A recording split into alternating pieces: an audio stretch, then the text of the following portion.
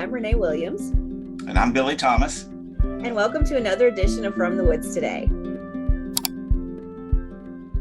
You know, Billy, this week we have a topic that I never really thought a lot about, because you see trees growing up and out, but you never really think underneath as well. Yeah, that's what we're going to be talking about today. We're going to be talking about the primary growth of trees, and we'll talk about it a little bit as we get into the presentation, but how do trees get taller, right? How do those roots get longer? But we have a really good segment with Lori Thomas. She is going to be talking about fall color. And, that's always something really nice around this time of year that people will talk about. And they always want to know, when are the leaves changing? How are they going to look? And how, are we going to have a good fall color? And, the answer is maybe. We hope so, right? So, yes, exactly. So we always want that. So we'll try and see how that goes. And we'll have her on as well to talk about that. So Billy, welcome back. Well, thank you. Sorry, a little technical difficulty there, but yeah, I'm glad to be back. And so looking forward to Lori's segment. And if you're ready, Renee, we can get started with how trees grow. Yes, our key guest today, our speaker is Billy. So yeah, a surprise guest now. Renee, Laurie and I have been teaching Forestry 100, which is the Forest and Forestry here at the UK Department of Forestry and Natural Resources this semester. And, some of the topics we've been covering are kind of a general nature. And you and I were talking that, some of these would be really good for our show that we've got here. So I'm going to give you all a modified presentation that we've done on how trees, basically the primary growth of trees, how trees grow taller, how those branches get longer, and how those roots grow and grow and grow. So we'll jump into that right now. So sounds great. All right, good deal. All right, so let's talk a little bit about the primary growth of trees. And, I want to acknowledge real quick Dr. Jim Renge. Dr. Renge taught Forestry 100 for many years here at the Department of Forestry and Natural Resources. And he was so gracious to share his materials with Laurie and I, and we've made good use of those. So much of the stuff you'll see was really originated by Dr. Jim Renge. So a big shout out to him. And, I actually took Dr. Renge's Forestry 100 many, many years ago. So it's really kind of cool to be able to talk about this stuff now and share some of this with you all as we go. So first, let's get into kind of the magic of trees. And trees are really amazing. You often hear me say that trees are the answer. And I think most of the time, if you've got a question, I can figure out some way to make trees the answer. But, trees are really, really amazing organisms. They're some of the largest and longest lived organisms we have on this planet. One example is the bristlecone pine. It can live over 4,000 years. That's a long time. And we have a number of trees that can live well over 1,000 years. So when you compare that to a human lifespan, we fall very short from what trees are able to do. The other thing is how big trees can get. They can get really, really tall, and they can get really, really wide. The current champion of the tallest tree in the world is one called Hyperion. It's a redwood out in California, and it's 380 foot tall. And you might have heard about that in the news recently. They were having a lot of visitors to that tree and getting some damage to that tree. So they basically restricted visitation to that tree. You can see it from a distance, but getting right up close to it's not going to be an option anymore just because of so much attention it's gotten. And so if you got a tree that tall, think about what that tree has to do. It has to take water all the way up to the top, right? So the roots pull in that water and they deliver it up to the very top of those leaves. That's a long way to move some water. And then at the same time, those leaves are creating basically sugars through photosynthesis that the tree uses for its energy source. So now we've got to get all of these sugars made up in the leaves, 300 feet in the air, all the way down to the roots to kind of keep them fed and going. So that's a lot of plumbing that trees have to do. And we'll talk a little bit about that as we go on here. And ultimately, if you think about our lifetimes, we just went through a 1,000-year flood in eastern Kentucky, right?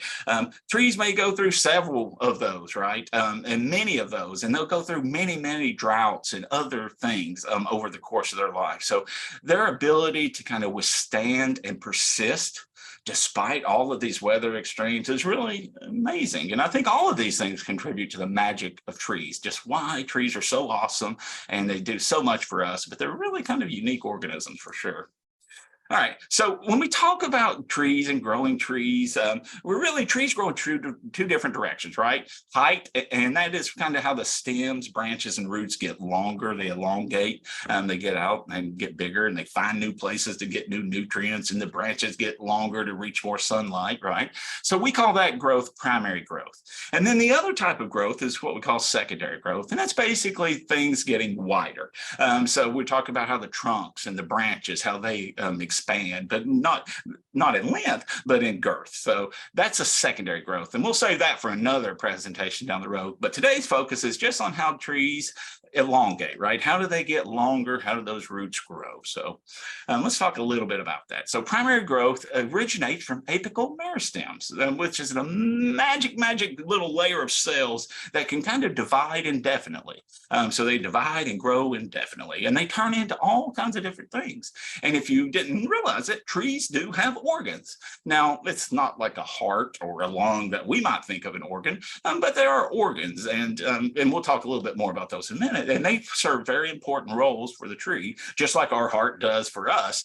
There's some components of the tree that really help it get along. So this primary growth really increases the heights of shoots and the length of roots. So the secondary growth, that is in the vascular cambium. So that's right around the area around the outside of the tree, if you will, just underneath the bark. And this increases the diameter of the stems and the roots. So just as we have some apical meristems at the tips, we have some meristematic tissue just underneath the bark in that cambium area, and that can continue to grow and grow and grow. So just pretty cool the way trees can do that. So again, I mentioned tree organs, and the trees do have three major organs. First one is their leaves.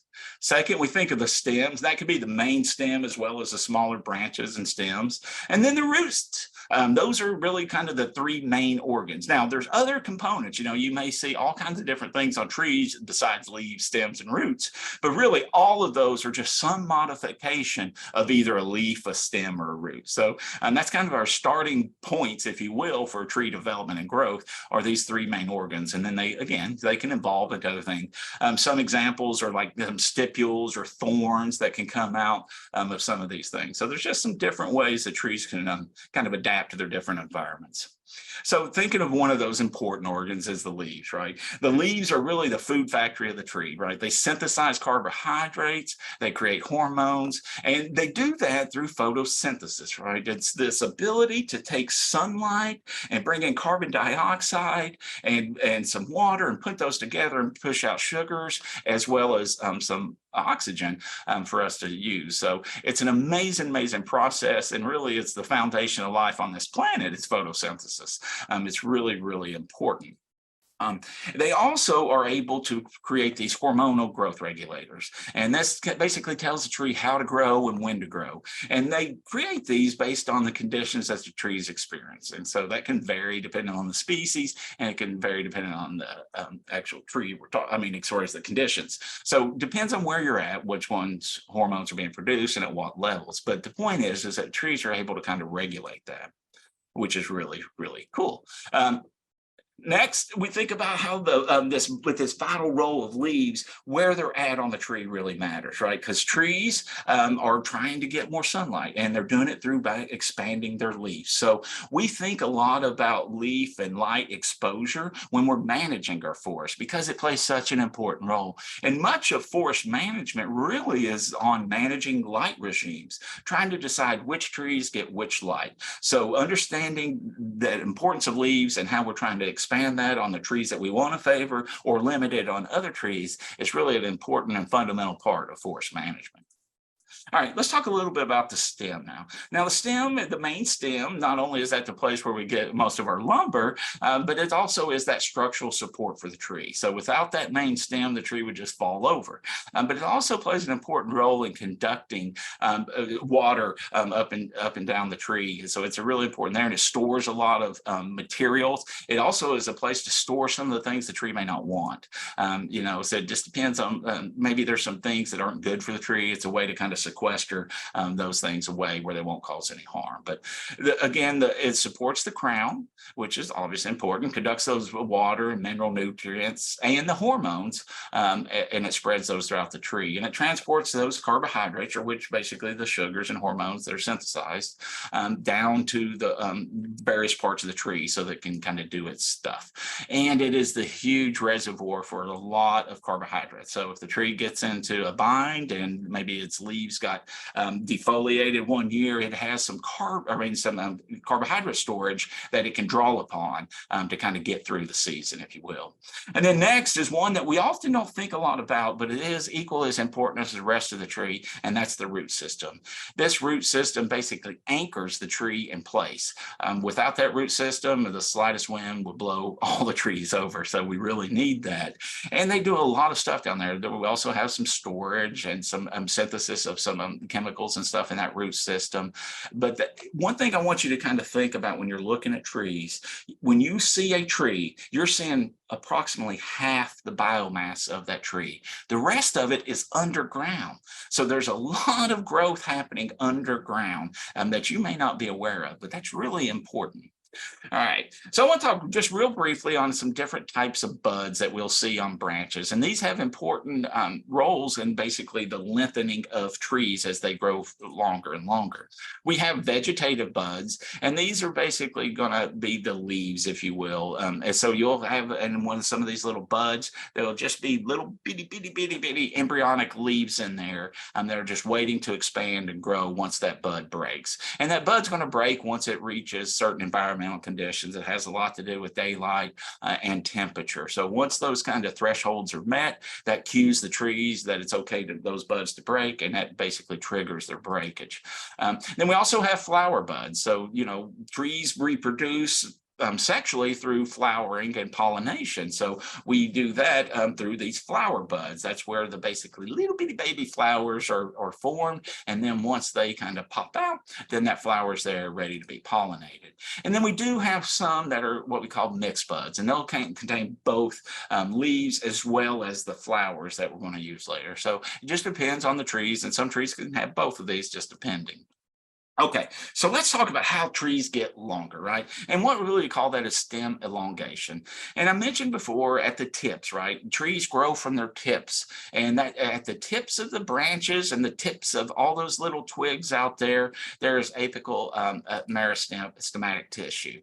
And it is there, and it divides forever, right? As long as that tree's growing, it'll keep growing and dividing and creating new material, which is really magical in itself. And again, apical just means at the apex or the tip. So think about that. When we think about trees, they're growing from their tips largely. And again, this meristematic tissue is this amazing tissue that can kind of divide over and over and over again. And we've got examples on our own body, right? Our hair and fingernails, toenails, those are examples of kind of meristematic tissue that kind of grows and grows forever, right? As long as we're living and being able to supply them what they need, they can divide and do their thing. So not only trees have meristematic tissue, but people do as well. Okay, looking at some of the different root growth forms of trees. It depends on the species. It also depends on the material it's growing in, it's rocky or not, and how deep is the soil. All of those will impact what the roots look like. But we typically have a few different scenarios. And we have some trees that have a more tendency to drop at taproot, and that'll be a little longer and more anchory than maybe some of these others. Some have kind of a net-like system where it's really kind of fine. It doesn't go too deep. And some are almost right on the surface of the tree. And again, a lot of that has to do with the growing conditions that we're talking about. But regardless of those growing systems, they're all designed to kind of anchor that tree in the ground and help absorb both water and nutrients, right? That's a place where the tree can pull in both water and nutrients, which is really, really important for that tree's survival. All right, continuing on the root growth thinking. So we have a lot of different roots on trees and they serve different roles. We have little roots and we have bigger roots. And it depends on what these roots are as far as the function that they suffice. Thinking about these large roots, these are the roots that persist year after year. And those are basically used to help anchor that tree in place. They do have a lot of surface area, or they don't have a lot of surface area for absorption relative to their overall size, right? Where we get a lot of that surface area is in these smaller roots. So there's all kinds of little smaller roots and root hairs that come off of the side, and that is where a lot of that exchange happens, and we have a lot of opportunity, a lot of surface area for absorption. But they're not relatively strong, so they're easy to break. So they're not really important from an anchoring the tree in place standpoint, much more for kind of conducting things into that tree itself. So take a look here at a little seedling that's popped and look at all of those small little hairs off of that main root. So that main root there is going to help kind of anchor the tree in place, and it gives it some strength and stability. But it's all these fine little root hairs, these very, very small hairs. That's where much of the magic of basically interacting with the soil takes place. And so it maximizes its surface area by being very, very small in that regard. So that's a way the trees work. So it depends on the type of the root, what kind of function we're getting out of it.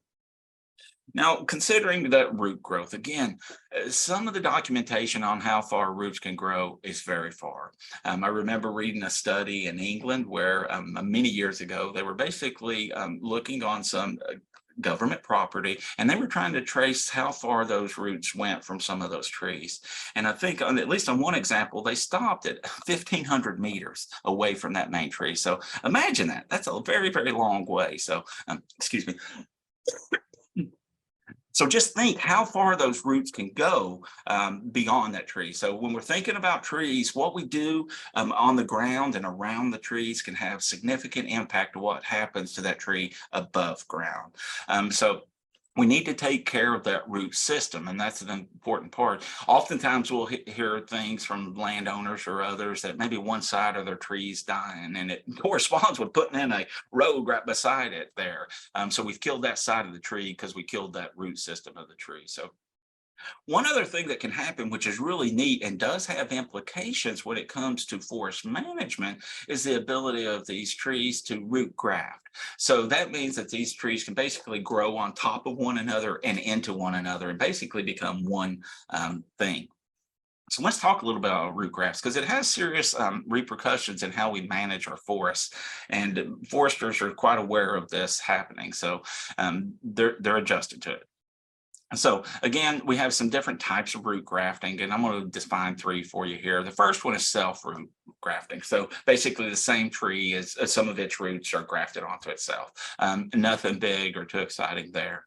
Next is the trees of the same species. So maybe we have a couple white oaks and underground they have connected, right? Their roots are now connected. They're both feeding one another through that. That's interspecific root grafting. And then finally, we have specific root grafting, and that's where we get different species to root graft. Now, it doesn't always happen, but it does, and it can happen, and it certainly matters a lot in the root condition. So those are just different ways that roots can connect underground, and not only are they physically connecting, but they're sharing resources, which is pretty amazing to think about, really.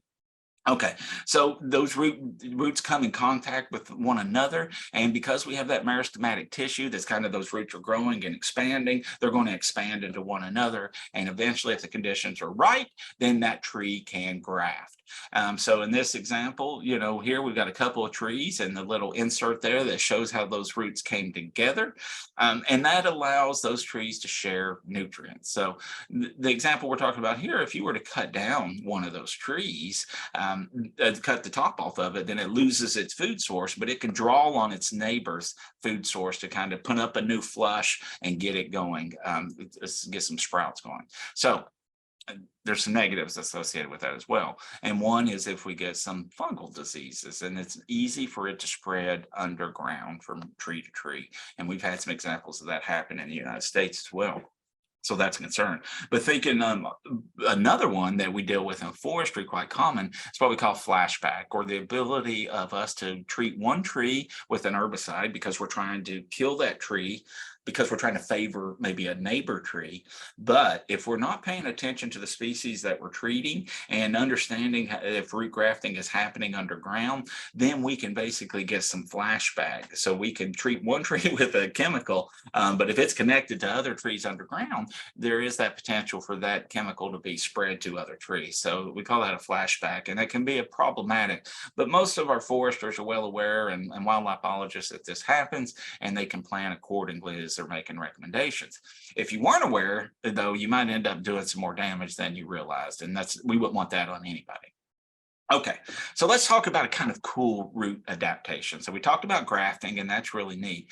But one of the things that gives roots their ability to do what they do is a really, really cool symbiotic relationship. And that is with mycorrhizae. And this is basically a fungal entity that basically connects with tree roots. And it is amazing what it can do.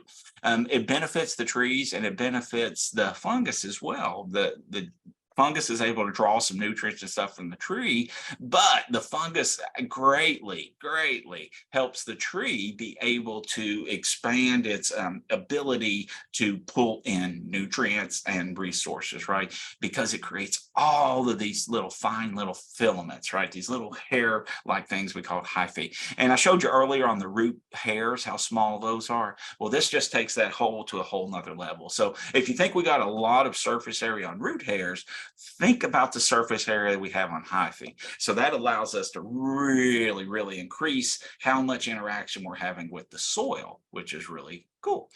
So take a look at this image right here. So this is the fungal hyphae. It's invaded the roots, and really in many ways it's acting like those root hairs. So it's expanding the capacity of that tree to pull in nutrients, right? Without this relationship, our trees would not be what they are.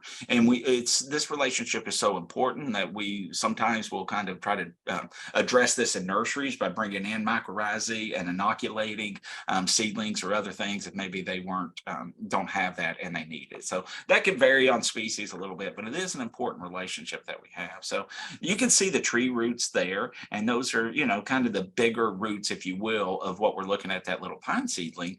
But what I really want to point out is these little the mycorrhizae and the fungus, how it is basically I don't even know how much more, but many times more surface area than what we had with just the roots alone. So that allows that tree to bring in a lot more than it could by itself.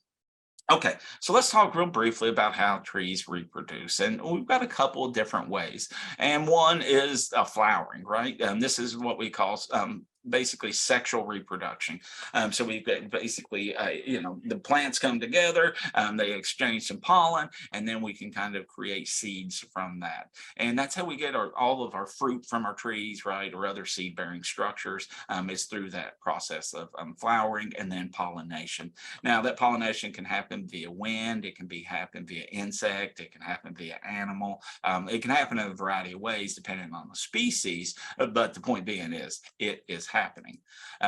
So this reproductive growth, right, it can be uneven. And this, as far as like the sexual reproduction and ability to set seed each year. And we see that a lot with our oaks, right? Not every year will oaks have a bumper crop. Sometimes, we may have some bad years. So that's normal. And we come to expect it. And certain species have different kind of characteristics and how frequently they will have good seed crops, if you will. But it does vary, right? There's a lot of investment of the tree in those seed crops. There really is. Think about how much resources that tree has to devote to creating not only the flowers, but also the fruit that will enclose that seed or carry that seed to its final destination. So it is a monumental ask of the tree when it produces all of this seed, right? It's really drawing on a lot of its resources to do that. And this demand is so high that sometimes when we see really good bumper crops, we'll see a reduction in kind of growth of the tree overall, right? And it makes sense, because if it's taken all of its resources and it's reallocating them to the seed production, then it just doesn't have enough to basically extend, get longer and taller and wider. It just won't grow like that. All right. Another way that trees reproduce themselves is through stump sprouts. And we see this and we utilize this a lot in forest management. We have a good understanding as foresters and wildlife biologists and other natural resource professionals of which trees are likely to sprout like this and which ones are unlikely to do. And what stages in their life are they likely to do that? This ability to sprout can decline over time as trees get older and older. So we use this as a forest management tool, and it's part of how we can kind of help naturally regenerate our stands by using this ability of trees to sprout.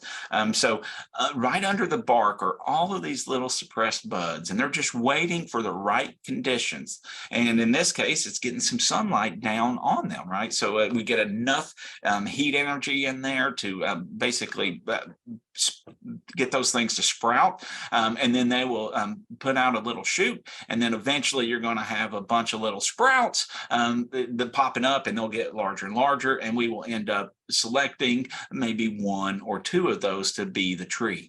The advantage of this is we've got now a little bitty tree on top, but we have a huge root system underneath. So that's going to allow that tree to grow really rapidly compared to maybe a little seedling that was planted, just in the forest itself. So you just can't compete with that giant root system. So oftentimes, that's why we don't plant trees in existing forests, because there's a lot of competition.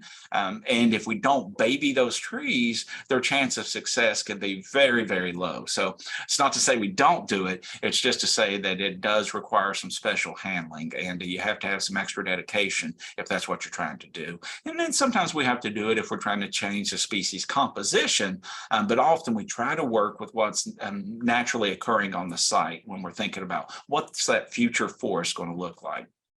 Okay, another way that trees are able to kind of grow reproductively is through root suckers. So as these roots grow and grow, they get longer and longer and longer. And as they maybe get close to the surface, there's these little buds under there as well on the roots that can allow that tree to pop up a little, what we call root sucker.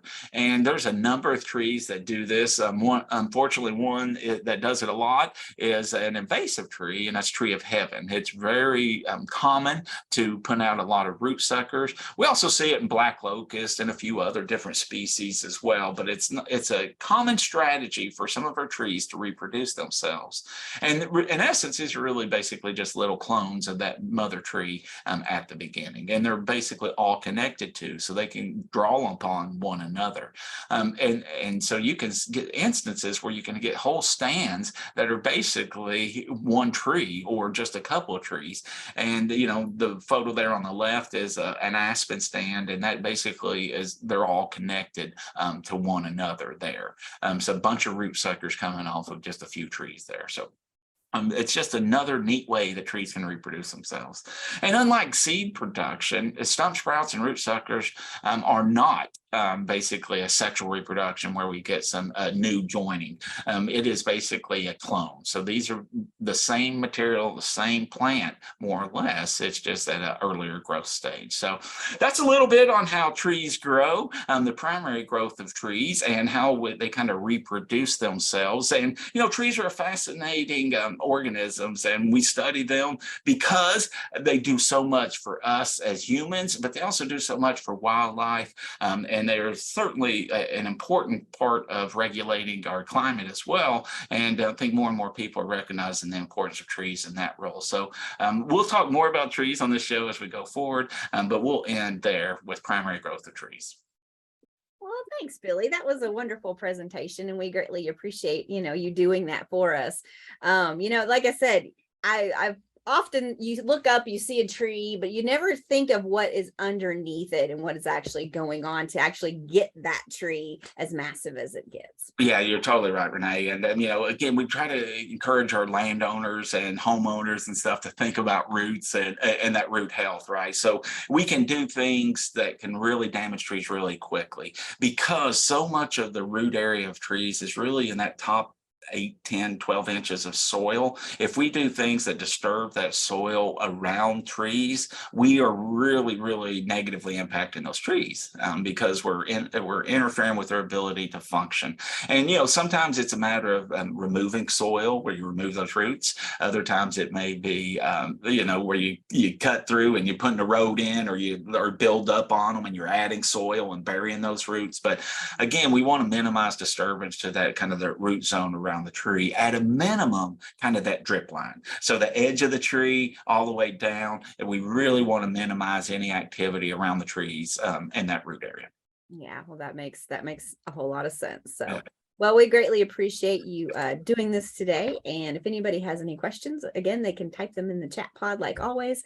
But we're going to move on to another tree topic that is, really kind of something everybody wants to know of this year. Yeah, no doubt. I mean, one of the cool things about living in Kentucky is we have seasons. And, we go from the winter when it's kind of a little dreary and dry and gray to the beautiful spring with the flowers into a nice, lush green summer.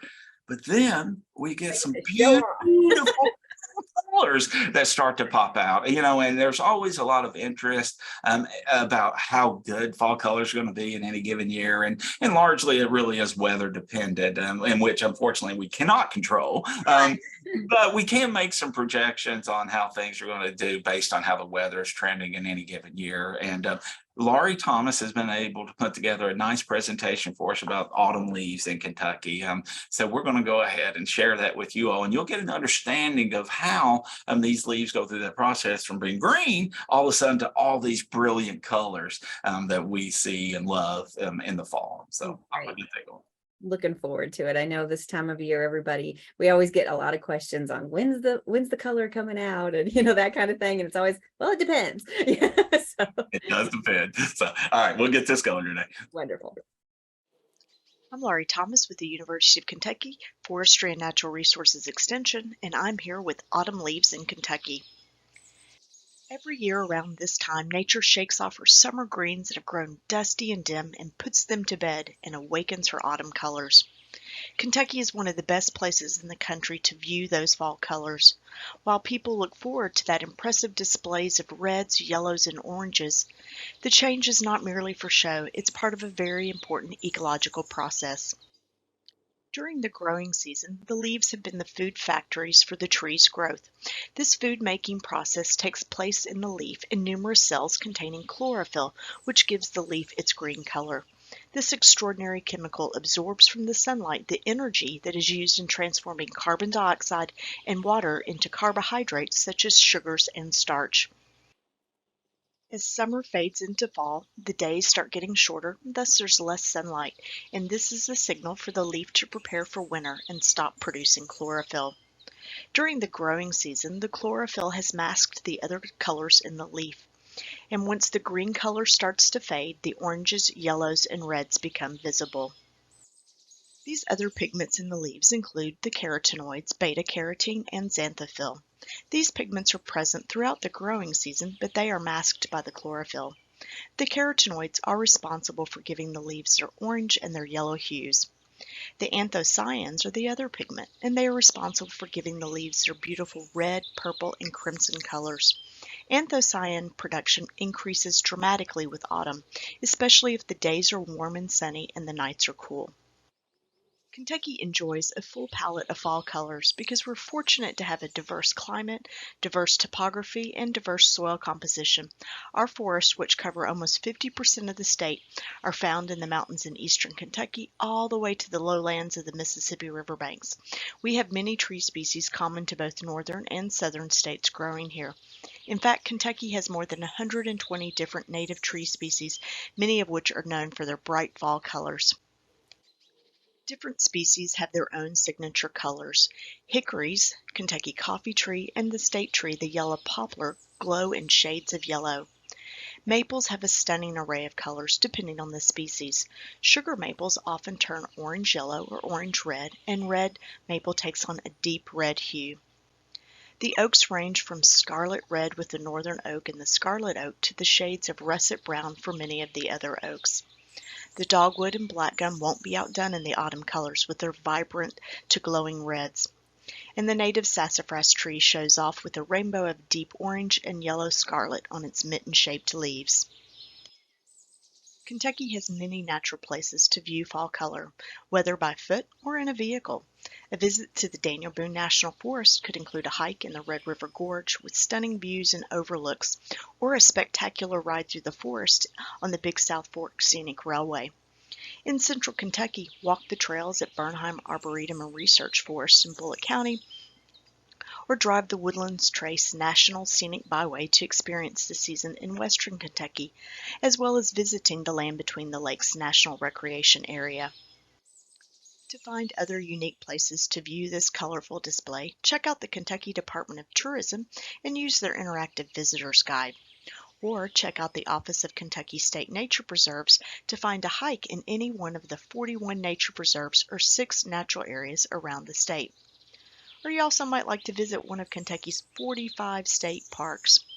Or if you think you just want to go discover a beautiful drive, go to the Kentucky Scenic Byways website and find a drive near you or across the state. So get out and enjoy the beauty of autumn in Kentucky. It's always nice to see those beautiful leaves, and I hope we actually have all that color this year. Yeah, and that's something people are always curious about. What's it going to be like this year, right? And I'll tell you, this week that we've got temperature-wise is about perfect. It really is to set those conditions. Really, we want to get those days into the, up to maybe upper 60s, 70s, and then we get those nights in the 40s. That kind of creates optimal conditions. So if we can kind of just keep this weather on repeat for a couple of weeks, it'll go a long way in pushing those colors to be as good as they can be. Wonderful. That's great. So hopefully we'll have a good fall. We did have a question pop in on your last topic. Okay.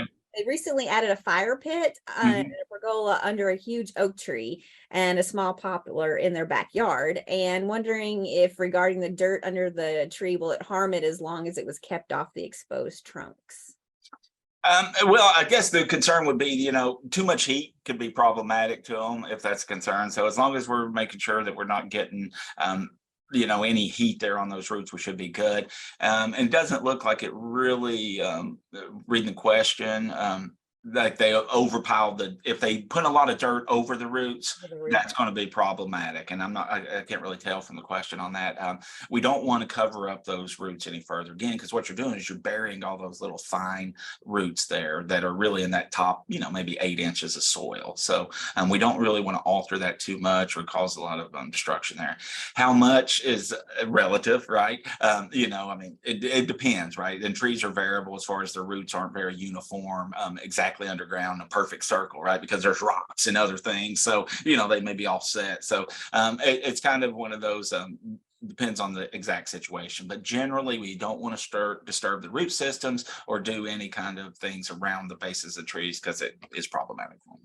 Yeah, I know. I had in my backyard, I had planted a garden and I had planted a tree at the same time and created a garden in the back. And now the tree has taken over the garden and all the roots are so I can't. Yeah, I know. Now you had to fight those roots all the time. Yeah. So it's tough. It is. Yeah. They're persistent. Oh, we did get a question about it's 2 to 3 inches max for just a few wide feet, maybe. Yeah, so you might get a little bit of damage in that specific area there. Overall, I think in the big scheme of things, it's probably not going to cause that much problem.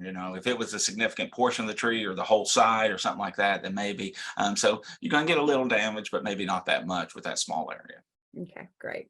So we greatly appreciate, again, like I was saying, you joining us today, and we look forward to you being here next week with us on Wednesday at 11 o'clock. Until then, take care. Bye. Bye, everyone. From the woods today,